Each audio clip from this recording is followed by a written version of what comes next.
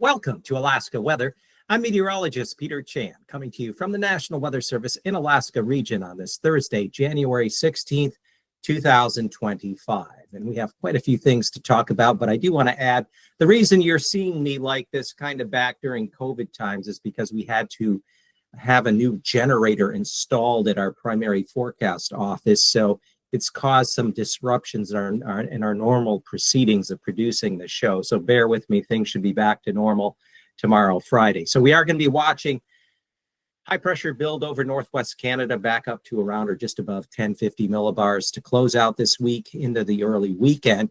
Meanwhile, the storm track has shifted further west, primarily coming out of the North Pacific up into the Bering and impacting the West Coast and Western interior. So there will be impactful winter weather in those areas, especially as we get into further along this Thursday night and for Friday into Saturday. There are a number of winter weather warnings and advisories in effect for snow and blowing snow. Could even be a light mix of some precipitation in areas of the southwest mainland and coastlines. Some of the stronger winds and more adverse conditions, it's looking like St. Lawrence Island could have a period of blizzard conditions. Now, also with the weather systems impacting the West Coast, a couple impulses of low pressure with some stronger winds that could cause some minor coastal flooding. First, this time frame of tonight into Friday, Kuskokwim Bay, especially that northwestern extension, and then maybe Bristol Bay with the second wave of low pressure coming up here during the early weekend. So a quick check of the hazardous weather. We start out areas in red. We have a blizzard warning for St. Lawrence Island. Winds out of the northeast could gust as high as 45 miles an hour, creating visibilities below a quarter of a mile, along with accumulating moderate to heavy snow. The area over the Seward Peninsula in red is for a winter storm warning, especially the uplands above Nome and Golovin. We're looking at 7 to 14 inches of snow with blowing snow as well. And then the area in the western interior, that's the middle Yukon from Holy Cross and Anvik up north through Caltag and Ruby, that's mainly the heaviest snow is expected to fall in the Nulato Hills. You're going to get some upslope flow enhancing the lift, which then enhances the snowfall. And winter storm warning for that area, especially Friday into Saturday morning. Now, areas in orange, at least along the West Coast, are winter weather advisories. Just recently added were the south-facing slopes there, the Western Brooks Range, that includes the area east of Kotzebue. And then also along the east end of Norton Sound, the north and west sides of the Seward Peninsula, and then down through the YK deltas, there's going to be some accumulating snow and blowing snow. In fact, areas of the YK deltas could also see a little bit of rain mixing in as warmer air is going to be coming north and northeastward. I'll show you that on the temperature forecast coming up here in the show. And then the Alaska range, there is a wind advisory in effect tomorrow into Saturday. Strong southeast to south winds could gust as high as 60 miles an hour through some of the passes and along the ridge lines there in the Alaska range. And then finally, the area highlighted in light blue around Bristol Bay. Initially, as these fronts move on in, there could be some blowing snow, especially around Dillingham and any of the capes out there where the winds are stronger. And then we'll have to watch for the potential as we get into Friday night and Saturday. There could possibly be some minor coastal flooding in areas of Bristol Bay, given there's going to be a secondary low lift northward across the southern portion of the Alaska Peninsula and the eastern Aleutians. So looking at the satellite imagery on this Thursday, we're finding that we have this system coming up from the south there, crossing the Aleutians. There's one kind of back toward the central Aleutians lifting northward. And then as we get into Friday and early Saturday, there'll be another one coming up across the eastern Aleutians into the southeast Bering. Of note, too, as I promised, weather starting to settle down over the Panhandle. We have high pressure building in from the northwest across the Yukon and Northwest Territories, and that high pressure will further strengthen, getting back up around just above 1050 millibars here as we get into Friday night and on Saturday. So looking at the weather map as of this Thursday afternoon, We do have that ridge of high pressure. There's one high down in the North Pacific with a ridge extending into the Gulf. That's helping to dry out the panhandle, cool things down there.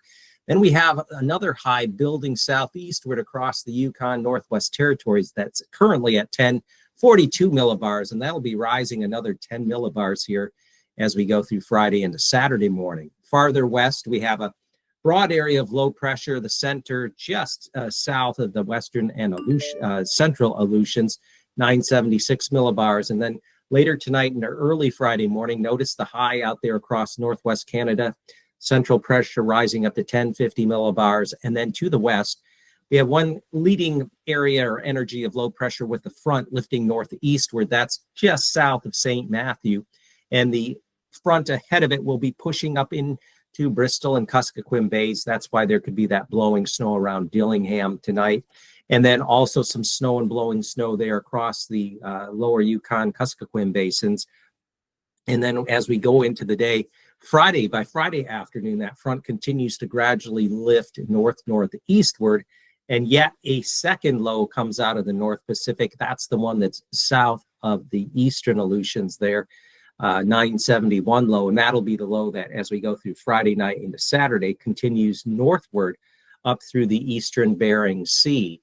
The high pressure there to the east over northwest Canada has built back up around, holding right around 1050, 1051 millibars. Saturday afternoon, the high may start to break down a little bit there in northwest Canada, but the low continues to develop northward just to the west-southwest of St. Lawrence Island, a 983 millibar low with that front pushing further east and northward across the southwest mainland and creeping upward into Lower Cook Inlet with a front extending south of the Gulf of Alaska. But there will be more precipitation moisture lifting northward up into the Gulf this weekend, especially as we get into Sunday. So areas along the northern Gulf Coast in the Panhandle will likely see more precipitation developing as that front spreads that moisture eastward. In the meantime, though, cold temperatures, when you have a 1050 high over northwest Canada, we have some low temperatures that are going to be down around or a bit below 30 below zero. Arctic Village, the Yukon Flats will be some of the colder spots, but even